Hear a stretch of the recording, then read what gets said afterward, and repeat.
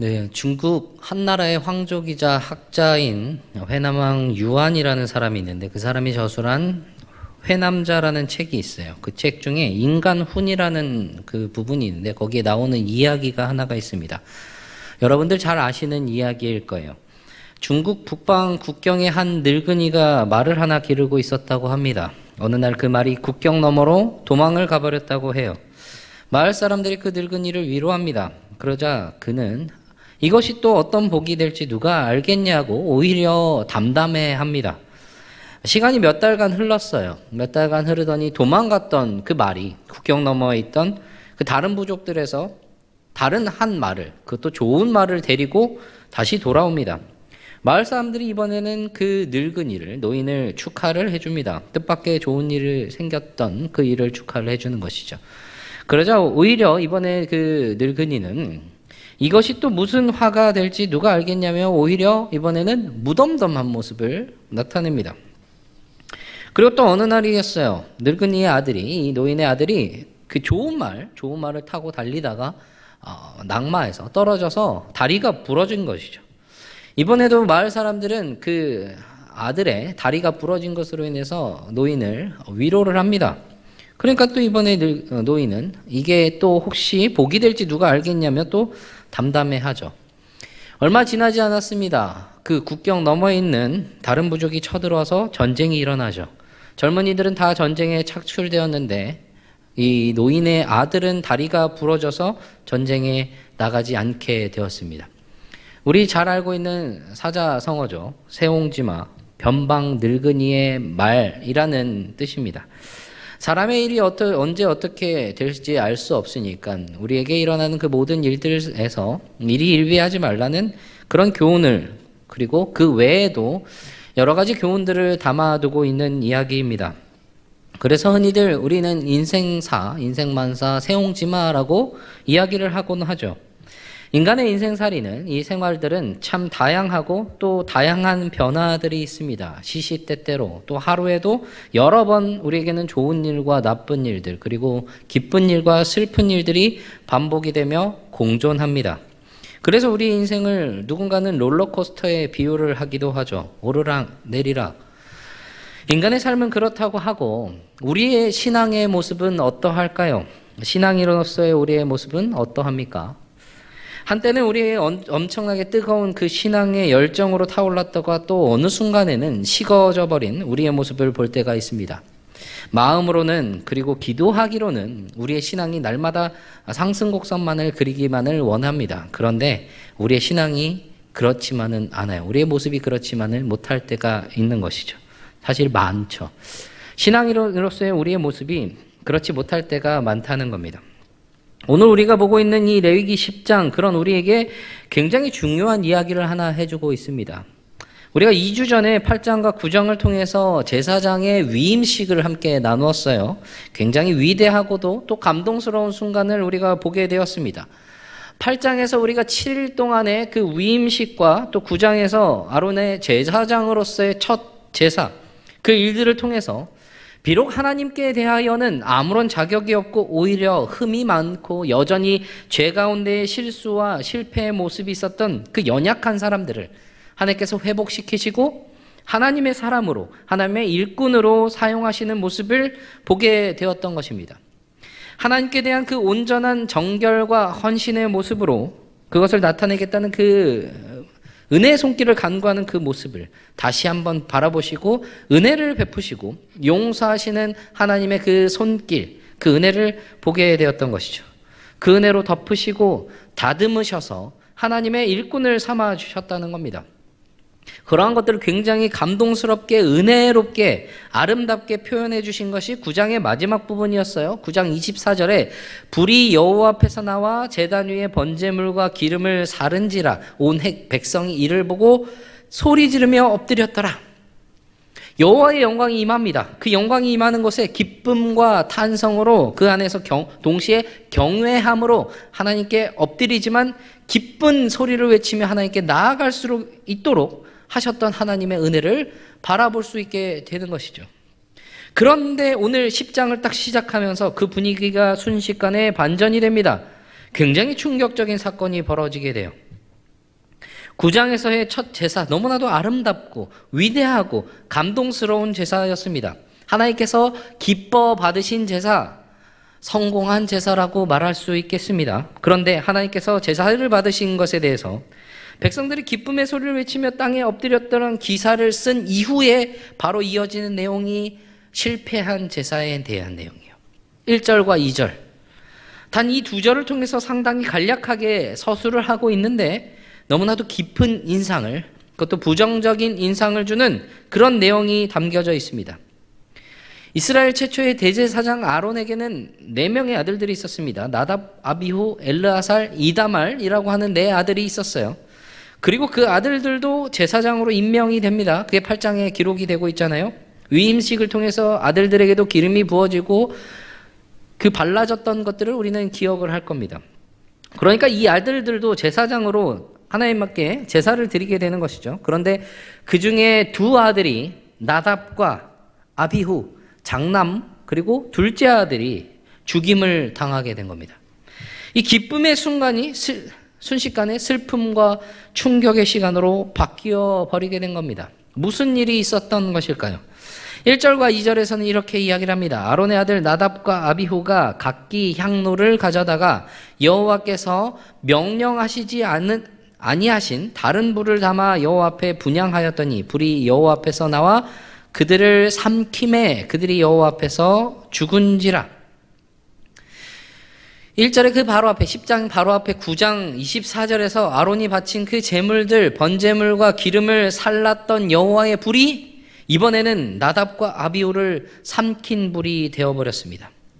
전자의 불은 여호와께서 아론의 대제사장으로서의 직분을 하나님이 승인하신다는 의미가 담겨 있던 것인데, 이 후자의 불은 반대로 이 나답과 아비후가 제사장의 직분을 감당한다는 것을 박탈한다는 의미가 되었던 것입니다. 그들이 죽은 이유가 무엇이라고 이야기를 하죠?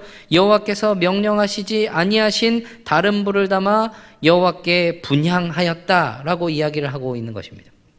명령하시지 아니하신 다른 불, 다시 말하면 하나님께서 명령하시지 않은 허락되지 않은 불이라고 말할 수가 있는 것입니다. 명하지 않은 금지된 불이라는 것이에요. 다른이라는 말로 번역된 히브리어가 자르라는 단어입니다. 이상한, 낯선, 다른, 이방인 혹은 금지된, 불법적인 이라는 의미로 사용이 돼요. 이 단어에 연관된 개념을 잘 볼 수 있는, 잘 이해할 수 있는 본문이 민수기에 기록된 이 내용들이 있습니다. 민수기에서 사용된 이 자르라는 단어는 외인이 가까이 오면 죽임을 당한다라는 구절로 반복이 될 때 사용이 됩니다. 그때 외인으로 사용이 돼요. 그런데 그 외인이 어디에 가까이 가면 죽임을 당하느냐? 바로 성막입니다. 성막이에요. 성막은 구역이 나뉘어 있습니다. 그리고 그 구역마다 들어갈 수 있는 사람들이 정해져 있어요. 다시 말하면 허락되지 않은 사람이 이 성막에, 자신이 허락되지 않은 구역에 접근할 경우에 죽이라는 명령 혹은 죽임을 당할 것이라는 말을 하고 있다는 것이죠. 허락되지 않은 것을 발을 디딜 경우 죽임을 당할 수 있다는 것입니다. 지금 이스라엘 백성들이 어디에서 생활을 하고 있습니까? 광야 생활을 하고 있어요. 그래서 이동을 하다가 한 곳에 정착할 때는 이 성막을 펴니다. 이 진영의 한가운데 설치를 해요. 그리고 그 주위를, 성막 주위를 레위 지파와 제사장이 둘러싸는 형태가 됩니다. 거기를 이제 이스라엘 12지파가 세 지파씩 동서남북을 둘러싸는 형태로 배치가 되죠. 이렇게 성막을 이스라엘 지파 가운데 두고, 그리고 이스라엘 지파 사이에 제사장과 레위인들이 있습니다. 거룩하신 하나님과 이스라엘 백성 사이에 일종의 안전장치, 완충장치의 역할을 이들이 하게 된다는 것이죠. 여러분, 김포 외곽 지역을 이렇게 가보면 경고 팻말들이 좀 있는 것을 보신 적이 있을 거예요. 이곳은 군사지역입니다. 민간인의 출입을 통제합니다. 라는 그런 말과 같은 것이죠. 그리고 그런 곳들에는 흔히 뭐가 설치되어 있어요? 철조망이 이렇게 설치가 되어 있는 것을 볼 수가 있습니다. 때로 어떤 곳은요, 고압전선이 고압선으로 만든 그 전류가 흐르는 철망이 있는 것도 있습니다. 거기에는 뭐라고 써 있냐면 고압선 주의라는 팻말이, 경고 팻말이 반드시 있죠.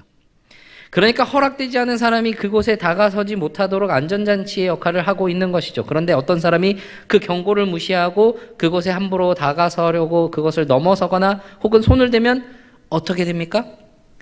끔찍한 결과를 초래하게 될 겁니다. 레위인과 제사장들의 역할이 이와 같은 것이라는 것이죠. 거룩하신 하나님께서 임재하시는 그 임재의 상징인 성막에 허락되지 않은 사람이 다가가면 죽임을 당하기에 그들이 다가가지 못하도록 안전장치의 역할을 하게 되는 것입니다. 그리고 혹시나 허락하지 않은 사람들이 그곳에 고의로 다가설 때 그들을 죽여야 하는 역할도 있었다는 것이죠. 그렇다면 오늘 나답과 아비후는 그들은 왜 죽었을까 싶까요? 다른 불, 허락되지 않은 불, 금지된 불, 그들이 죽은 이유잖아요. 그것이 무엇을 의미할까요? 나답과 아비후도 제사장입니다. 성막에 들어갔다고 해서 죽임을 당할 사람들이 아니라는 것이죠.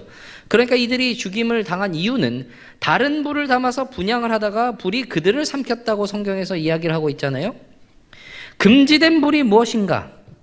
이것에 대해서 학자들은 여러 가지 논의들을 많이 하지만 결정적으로 증명할 수 있는 것이 없는 것은 성경에서 이에 대해서 자세하게 이야기를 하고 있지 않기 때문입니다.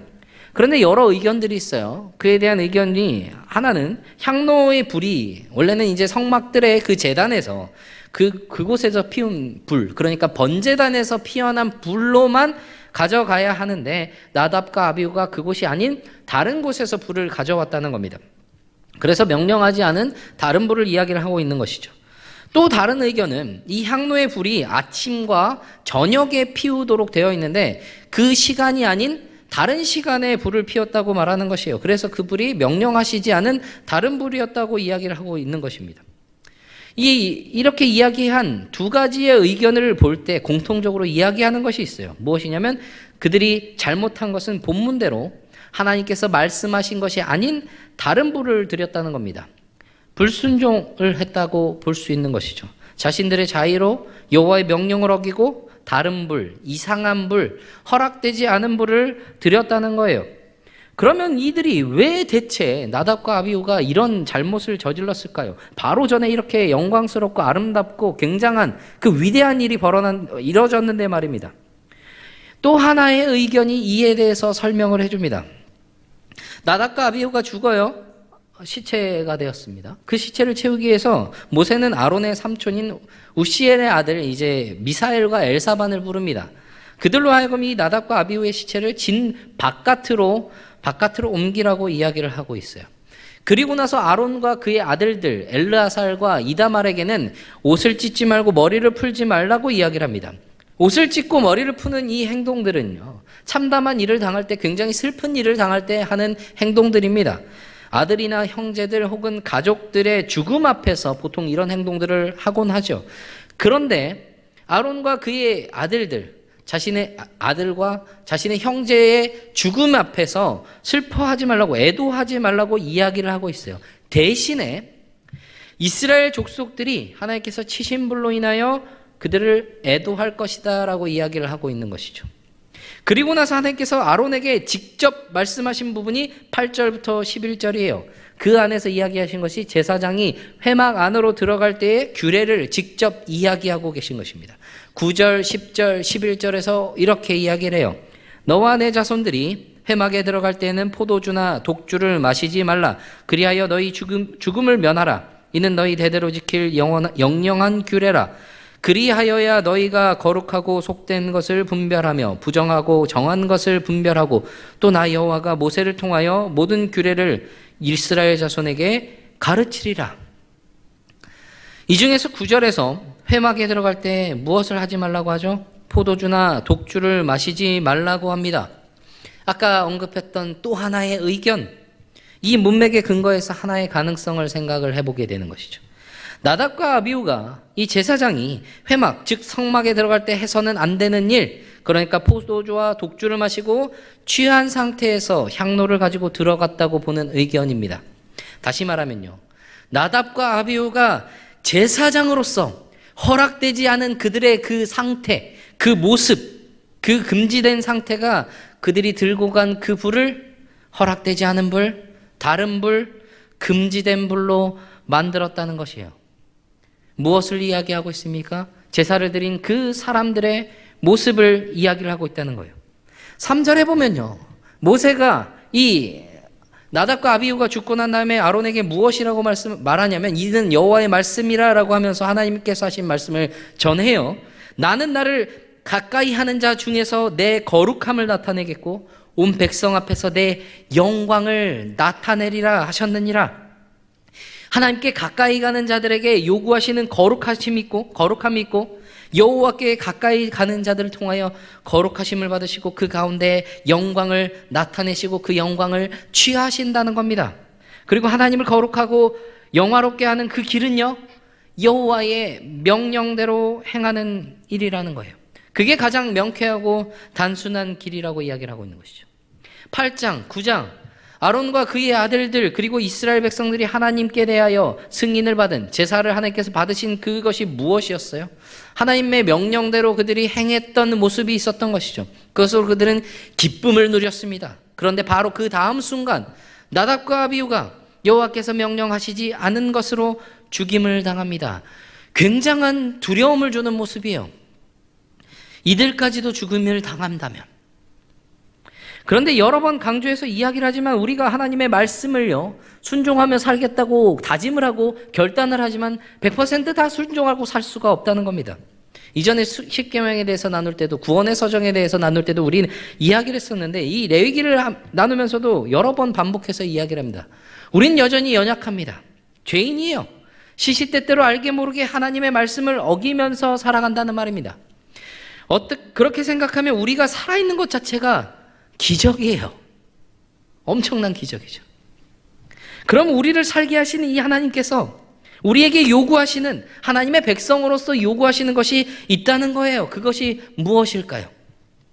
하나님께서 아론에게 이야기하신 내용이 9절에서 11절까지의 이것을 정리하면 세 가지입니다. 첫째, 제사장은 회막에 들어갈 때 그 직무를 수행할 때 독주나 포도주를 마시지 말라 하는 거예요. 죽임을 당하지 않기 위해서이죠.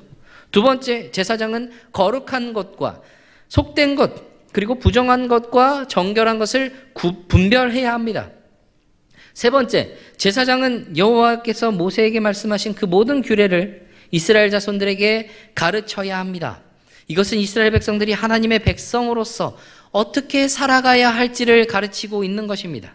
그리고 그 가르침은요, 말로만 가르치는 것이 아니라 제사장으로서의 행동으로, 그 제사장으로서의 행하는 제사로, 하나님께 대한 순종으로 보여줘야 한다는 것입니다.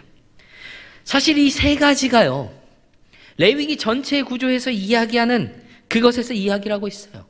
레위기 전반부 1장에서 10장까지 제사 제도를 통해서 제사와 제사장에 대해서 이야기를 합니다. 그리고 11장에서부터 16장까지가 정결법에 대한 내용이에요. 정결한 것과 부정한 것에 대한 이야기를 하는 겁니다. 그리고 17장부터 마지막 27장까지가 성결법, 즉 하나님의 백성으로서의 삶의 모습이 어떠해야 하는지 모든 영역을 걸쳐서 이야기를 하고 있다는 겁니다. 레위기 전체에서 이야기를 하고 있는 것이 제사장들에게 이야기하고 있는 것, 그것은 동시에 우리가 레위기를 들어가기 처음에 나눴던 것처럼 이스라엘은 거룩한 백성, 제사장 나라이기 때문에 그들에게도 요구하시는 순종의 모습이라는 겁니다. 그럼 그 이야기하시는 순종의 모습이 과연 무엇인가? 이 율법에 기록된 대로 모두 다 글자 그대로 다 지켜야 되는가? 10장 마지막 부분에서는 제사장들에게 할당된 분깃이 기록돼요. 제사장들 중에서 그 제사물들 중에서 제사장들에게 주는 소득인 것이죠. 그리고 15절 마지막에는 이렇게 이야기를 합니다. 이는 여호와의 명령대로 너와 내 자손의 영원한 소득이니라. 하나님께서 주시는 소득이라는 것이죠. 그 제사를 드리고 난 제사물들 속에서 나온 제사장들에게 해당되는 분깃이라는 것이에요. 그들의 몫이라는 것이죠. 그 다음에 모세와 아론이 논쟁하는 장면이 나오고 됩니다. 모세가요, 속죄 제물 중에서 제사장이 먹어야 할 것을 찾습니다. 염소를 찾아요. 그런데 그 제물이 없어요. 불태워져 버린 거죠. 보니까 실수로 그렇게 한 게 아니라 의도적으로 그렇게 한 거더라고요. 그래서 모세는 화를 냅니다. 그러면서 아론의 남은 아들 엘르아살과 이다말에게 말합니다. 속죄제물을 왜 불살랐냐고. 이 속죄제물 가장 거룩한 것이니 가장 거룩한 곳에서 먹어야 하는 너희에게 여호와께서 주신 그 분깃인데 그것을 먹는 것까지가 제사의 한 부분인데 왜 그것을 불태워버렸느냐고 이야기를 하고 있다는 것이요. 모세의 말에 따르면 이 엘르아살과 이다말 그리고 아론, 그들의 형들처럼 범죄한 것으로 보았던 것이죠. 이에 대해서 아론이 이렇게 이야기를 합니다. 자신이 규정대로 하지 않고 이 제물을 불태워버린 이유로 나답과 아비후의 죽음을 이야기를 해요. 19절입니다. 오늘 그들이 그 속죄제와 번제를 여호와께 드렸어도 이런 일이 내게 임하였거늘 오늘 내가 속죄제물을 먹었더라면 여호와께서 어찌 좋게 여기셨으리요. 8일 동안의 그 위임식을 통해서 제사를 치르면서 하나님께 승인을 받은 상태에서 갑자기 죽게 되었습니다. 그런 상황에서 아론은 하나님께 바쳐진 그 지극히 거룩한 제물을 먹는 것을 두려워한 것이에요. 무엇을 두려웠습니까? 여호와를 경외한 것입니다. 그러면서 모세에게 반문하는, 내가 그들의 제물로 바친 고기를 먹으면 여호와께서 좋게 여기셨을 것 같냐라고 물어보고 있다는 것이죠. 하나님께 대한, 거룩하신 하나님의 그 위엄에 대한 두려움, 경외함, 그것으로 그 고기를 먹기를 두려워하고 있던 것입니다. 그리고 그것에 대해서 모세가 어떻게 반응하냐면 듣고 좋게 여겼더라라고 이야기를 하고 있습니다. 그 말을 통해서 하나님께서도 동일하게 좋게 여기셨음을 볼 수 있게 된다는 것이죠. 모세오경에서 기록하고 있는 수많은 율법들, 그리고 레위기에서 이야기하고 있는 제사법과 정결법과 성결법들, 자로 잰 듯이 피도 눈물도 없이 딱딱한 그 쇠로 잰 자로 그렇게 측정하듯이 이야기를 하지 않고 있다는 거예요. 그 안에 담겨진 본질이 있다는 겁니다. 나답과 아비후 하나님의 명령대로 하지 않았어요? 아론과 엘르아살, 이다말도 하나님의 명령대로 행하지는 않았습니다. 그러나 결과가 다르죠. 나답과 아비후는 죽었고 아론과 엘르아살, 이다말은 살았습니다. 그리고 오히려 그들의 행동을 좋게 여기셨어요. 무엇이 다르죠? 그 안에 담겨있는 본질이 다른 겁니다. 여호와께 대한 경외함. 무엇에 대한 경외함입니까? 하나님의 거룩함에 대한, 그 위엄에 대한 경외, 두려움. 그 가운데서 제사장에게 말씀하신 명령 중에 하나, 10절, 거룩하고 속된 것을 분별하고 부정하고 정한 것을 분별하라. 여호와께 대한 경외함 가운데 그 분별할 수 있는 것, 그것은 무엇을 이야기를 하는 거냐면 하나님과의 바른 관계 속에서 이루어지는 모습을 이야기를 하고 있다는 겁니다. 하나님과의 바른 관계가 이 율법의 모든 조문들을 세세하게 엄격하게 정욕하는 것보다 훨씬 더 중요하다는 사실을 이야기를 하고 있다는 거예요. 제사는 하나님과의 바른 관계를 계속해서 이야기를 하고 있는 것이에요. 하나님께서는 공의이시며 동시에 사랑이십니다. 진노와 은혜를 함께 가지신 분이시죠. 죄인들을 위해서 하나뿐인 독생자 예수 그리스도를 이 땅 가운데 내어주실 만큼 은혜로우시지만 동시에 죄를 결코 보실 수 없으시기에 그 예수 그리스도께서 십자가에 피 흘리셔야만 했던 그런 공의로우신 분이십니다. 하나님께서는 거룩하신 분이세요. 누구도 그 거룩하심을 침범할 수 없는 겁니다. 그 길은 하나님의 말씀에 순종하는 길이에요. 그 순종은요, 문자적으로 하나하나 다 이루는 것을 말하는 것이 아닙니다. 그리고 그것은 그 어떤 인간도 못해요. 할 수 있는 일이 아니라는 겁니다. 그것을 해야만 하나님께 대하여 바른 백성이고 그것을 해야만 하나님께 구원받는 백성이라면 이 땅에 그 누구도 그것을 행할 사람 없다는 거예요. 진정한 순종은 하나님과의 바른 관계 속에서 하나님과 동행함 가운데 끊임없이 날마다 하나님의 뜻대로 행하기를 애쓰고 그렇게 행하며 살아가는 겁니다. 때때로 실수하고 실패하고 넘어지면서도 다시 하나님께서 일으키시는 그 은혜를 바라보며 다시 한번 하나님과 바른 관계 속에 거룩하고 속된 것을 분별하고 정한 것과 부정한 것을 분별해서 거룩하고 정한 것을 따르기를 힘써야 한다는 겁니다. 그리고 그것을 통해서 우리에게 주시는 또 다른 은혜, 하나님께서는요, 하나님 그 자체로 거룩하시고 영광스러운 분이십니다. 그 어떤 것으로 인해서 하나님께서 그 거룩함을 취하시고 영광을 취하셔야만 하는 분이 아니라는 거예요. 그런데 그런 하나님께서 자기에게로 나오는 자들을 통해 가까이 나오는 그 하나님의 예배자들, 하나님의 백성들에 의해서 거룩함을 받으시고 주의 백성들로 인하여 영광 받으시기를 기뻐하시고 원하신다는 거예요. 결코 하나님의 말씀을 모두 순종할 수 없는 여전히 부족하고 연약한 자들이지만 우리를 통하여 거룩함과 영광 받으시기를 원하신다는 그 말씀, 얼마나 귀하고 복된 은혜인지 우리가 분명하게 기억해야 하는 겁니다. 동시에 우리는 그렇게 하나님께 나아가는 자들에게 하나님께서는 다른 믿지 않는 사람들보다 더 큰 거룩을 요구하신다는 사실을 우리는 분명하게 기억해야 됩니다. 하나님께 대하여 또한 사람들에게 대하여 더 큰 거룩을 위하여 하나님의 뜻대로 살아가는 그 힘쓰는 가운데 때로는 그 길에서 우리와 실수와 실패와 잘못들이 있더라도 늘 거룩하신 하나님을 경외하고 하나님만을 바라보고 하나님만을 두려워하는 가운데 하나님과의 관계를 더욱 힘써 붙잡는 우리가 되어야 한다는 것입니다. 그 가운데 있을 때, 하나님과의 바른 관계 속에 서 있을 때 우리는 거룩한 것이 무엇인지, 정결한 것이 무엇인지 더욱 바르게 구별할 수 있고, 그 바르게 구별한 가운데 하나님께 순종의 모습을, 하나님의 뜻에 따라가는 모습을, 하나님께서 기뻐하시는 거룩함과 영광 가운데 우리를 바라보시는 그 모습을 우리가 누리게 될 수 있다는 겁니다. 그런 우리의 모습으로 늘 주님께로 가까이 가는 우리의 거룩함으로 하나님께서 영광을 받아주시는 그 은혜를 누리는 저와 모든 청년 여러분들이 되시기를 간절히 바랍니다.